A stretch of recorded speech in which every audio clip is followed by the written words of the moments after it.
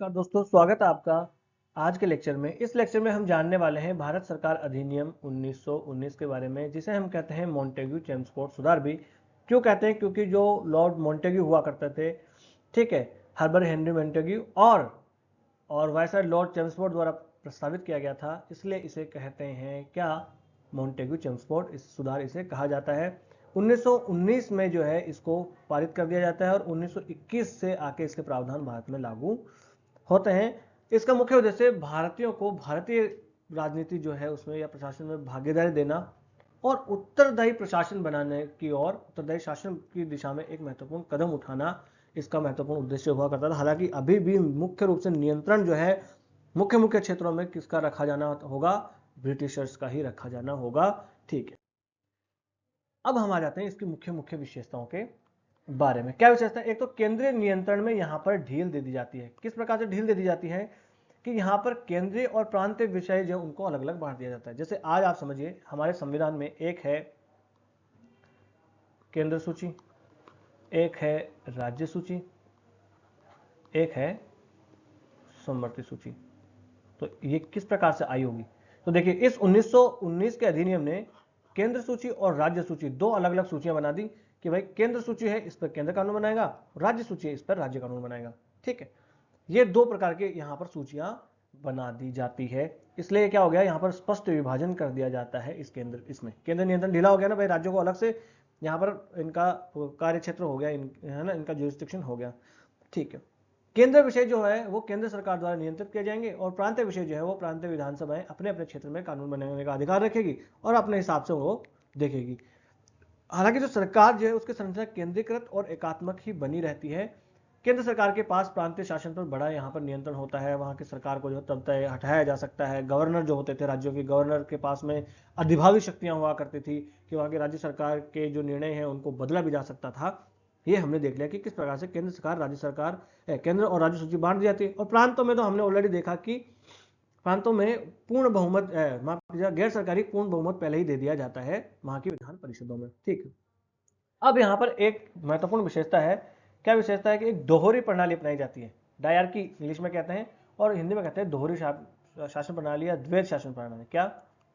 द्वैध शासन प्रणाली यहां पर अपना ली जाती। क्या मतलब होता है इसका? देखिए, जितने भी विषय थे उन विषयों को, जो प्रांतीय विषय हुआ करते थे, उन प्रांतीय विषयों को दो भागों में बांट दिया गया। अभी केंद्रीय विषय जो है वो तो केंद्र के पास है ही है, परंतु ये जो प्रांतीय विषय हैं, इन प्रांतीय विषयों को दो भागों में बांट दिया गया। एक होते थे स्थानांतरित विषय और एक होते थे आरक्षित विषय।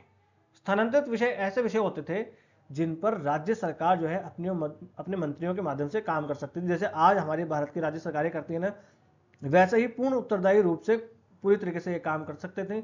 और जो गवर्नर हुआ करते थे, उन गवर्नर को यहाँ के एड और एडवाइस पे काम करना होता था इन स्थानांतरित कार्यों के ऊपर। तो अब देखो, ये स्थानांतरित कार्य वो हुआ करते थे जो कम महत्व के हुआ करते थे। जैसे कि इन्हें कह दिया शिक्षा, भाई कम महत्व का, आप दो ना, आपका जहां पर बोझ बढ़े वो। अगर देखें फाइनेंस, तो अभी भी वो आरक्षित विषय था। पुलिस तो अभी भी आरक्षित विषय था। तो देखो, आपको सारे याद नहीं करने। यूपीएससी मेंस प्रीलिम्स में क्वेश्चन पूछ लिया था कि कौन सा आरक्षित विषय में था और कौन से स्थानांतरित में।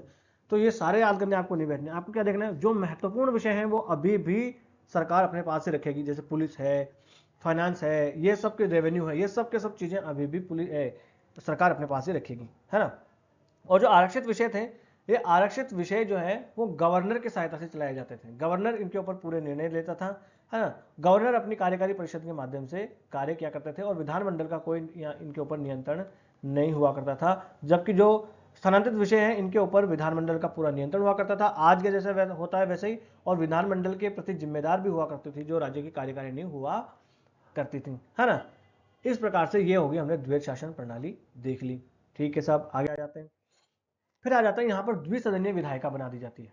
देखिए, आज हमारी संसद है, उस संसद में दो सदन है ना, एक है लोकसभा, एक है राज्यसभा, दो है ना। तो इसी प्रकार से उस टाइम पे भी दो सदन यहाँ पर बना दिए जाते हैं। द्विसदनीय विधायिका का गठन यहाँ पर कर दिया जाता है। काउंसिल ऑफ स्टेट जो है वो ऊपरी सदन था और जो निचला सदन था उसे कहते थे लेजिस्लेटिव असेंबली। इस प्रकार से दो उस टाइम पे सदन बना दिए जाते हैं। और ये जो ऊपरी सदन था उसमें उच्च वर्ग और प्रांतीय प्रतिनिधियों से ये चुने होते थे। जैसे आज भी हम राज्यसभा में देखें तो क्या होता है, भाई जो राज्य सरकार है उनके ही तो सदस्य, ये राज्य सरकार मतलब राज्यों के प्रतिनिधि तो आते हैं राज्यसभा में, तो उस काल में भी ऐसा ही हुआ करता था। जो उच्च वर्ग के लोग हुआ करते थे, जो लॉर्ड्स वगैरह, जो जमींदार वगैरह, वो इसमें हुआ करते थे। और जो निचला सदन हुआ करता था वो प्रत्यक्ष चुनाव के माध्यम से हुआ करता था, जैसे कि आज होता है भाई। आज संसद में इसी तो प्रकार से होता है, लोकसभा में डायरेक्ट चुनाव के माध्यम से आते हैं, ठीक है।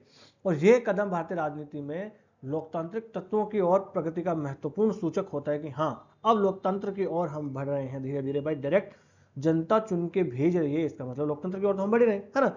और यहां पर अब देखो, ये फिर भी जो है वो सीमित था। किस प्रकार से? क्योंकि जो अभी भी अधिकांश प्रतिनिधि हुआ करते थे वो ब्रिटिशर्स की ओर से ही यहां पर उनको चुना जाता था, उनको नियुक्त किया जाता था, है ना। तो ये हमने देख लिया द्विसदनीय विधायिका के बारे में। यहां पर द्विसदनीय विधायिका का प्रावधान भी कर दिया जाता है, ये एक महत्वपूर्ण प्रावधान हो गया। फिर भारतीय प्रतिनिधित्व जो है वो कार्यकारी परिषद में यहां पर शुरू कर दिया जाता है ना। जो वायसराय की कार्यकारी परिषद हुआ करती थी, जैसे 1909 के अधिनियम के माध्यम से एसपी सिन्हा हुआ करते थे, लॉर्ड एसपी सिन्हा, ये पहले थे और ये क्या बने थे? विधि सदस्य, इनको बना दिया गया। परंतु अब आके देखिए, पहले एक था, अब इसको बढ़ा के कर दिया गया 3। जो 6 सदस्य हुआ करते थे कार्यकारी परिषद में वायसराय की, उनमें से अब कह दिया कि वे 6 में से 3 जो हैं वो तो भारतीय होंगे ही होंगे। हालांकि जो कमांडर इन चीफ था, यानी जो सैन्य प्रमुख हुआ करता था, वो भारतीय नहीं हो सकता है, वो अभी भी ब्रिटिशर्स का ही होगा। ये तो देखिए, हम देखेंगे जब ट्रिप्स मिशन आता है तब भी ऐसी बात होती है कि नहीं, कमांडर इन चीफ जो है वो तो अभी भी ब्रिटिशर्स ही होगा, ठीक है।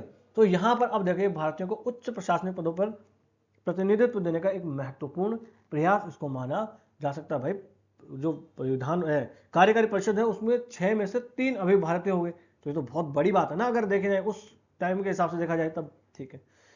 फिर यहां पर एक प्रावधान और आ गया, सांप्रदायिक प्रतिनिधित्व का यहां पर विस्तार कर दिया जाता है। देखिए 1909 के अधिनियम में यहां पर मुस्लिमों को अलग से पृथक निर्वाचक मंडल दे दिया जाता है और इसे सांप्रदायिक प्रतिनिधित्व कहा जाता है।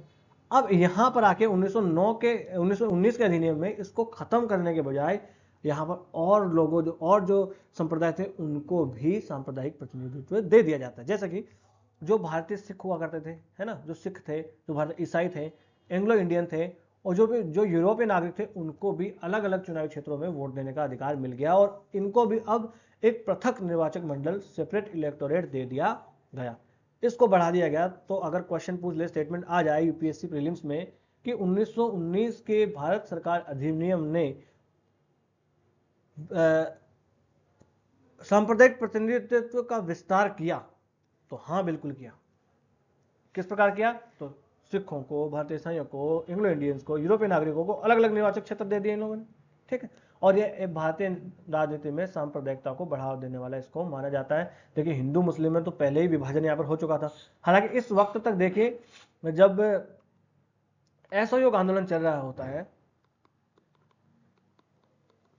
तो उस टाइम पे हिंदू मुस्लिम यहाँ पर एकता थोड़ी देखने को मिलती है, क्योंकि खिलाफत आंदोलन जो है, उस खिलाफत आंदोलन का सहयोग यहाँ पर किया जाता है, उसका सहयोग भी लिया जाता है। गांधी जी यहाँ पर हिंदू मुस्लिम एकता की बातें कर रहे होते हैं। फिर आप देखेंगे, जब हिस्ट्री के हम चैप्टर्स देखेंगे तब, कि किस प्रकार से जैसे ही ये चौरा चौरी घटना के बाद में खत्म होता है और हिंदू मुस्लिम एकता जो यहाँ पर भंग हो जाती है, मोपला विद्रोह होता है और हिंदू मुस्लिम दंगा फिर से यहाँ पर भड़क जाता है और हिंसा तमाम जगह होती है, दरार फिर से इनके बीच में पड़ जाती है, ठीक है साहब। आगे जाते हैं, एक सीमित मताधिकार भी यहां पर दे दिया जाता है। सीमित मताधिकार कैसे?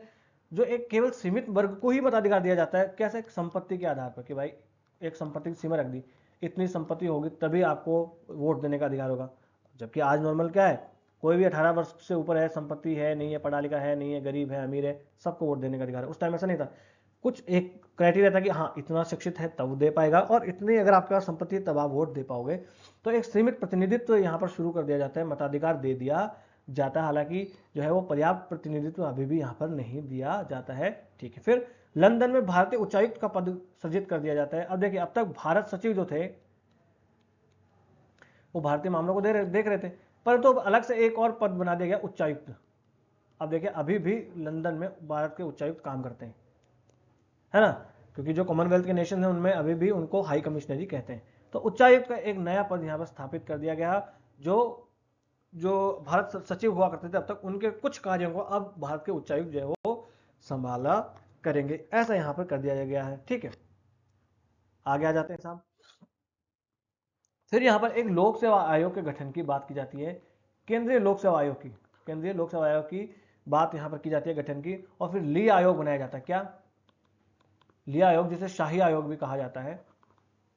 और उस ली आयोग की सिफारिशों के आधार पर फिर केंद्रीय लोक सेवा आयोग बनाया जाता है 1926 ईस्वी में, जिसका उद्देश्य था लोक सेवकों की भर्ती करना, है ना। तो ये भारतीय प्रशासन में स्थायी रोजगार की प्रक्रिया को सुनिश्चित करने का एक प्रयास माना जाता था। हालांकि अभी भी जो बड़े स्तर के अधिकारी थे वो अधिकतर जो है वो ब्रिटिशर्स हुआ करते थे, मगर यही वो साल था अब जो है यहाँ पर यही वो साल आप इसे मान सकते हो कि अब से इस अधिनियम के बाद में से ही भारतीयों का जो प्रतिनिधित्व ज्यादा होने लगता है ब्रिटिशर से धीरे धीरे। फिर प्रांतीय बजट जो है उसका भी पृथक्करण यहाँ पर कर दिया जाता है। अब जो प्रांतीय सभाएं हैं, प्रांतीय विधानसभाएं हैं, वो अब अलग से अपना बजट तैयार कर सकती थी।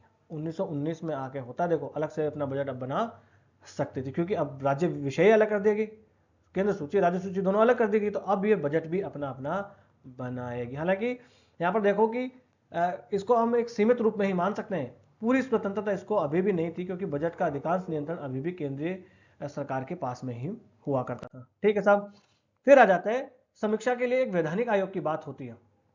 भाई ये पहली बार था ऐसा, ये कहा गया कि ये जो अधिनियम हमने बनाया है 1919 का, ये किस प्रकार से कार्य करता है, किस प्रकार से ये फंक्शन करता है, उसके मूल्यांकन के लिए हम 10 वर्ष बाद में एक आयोग बनाएंगे।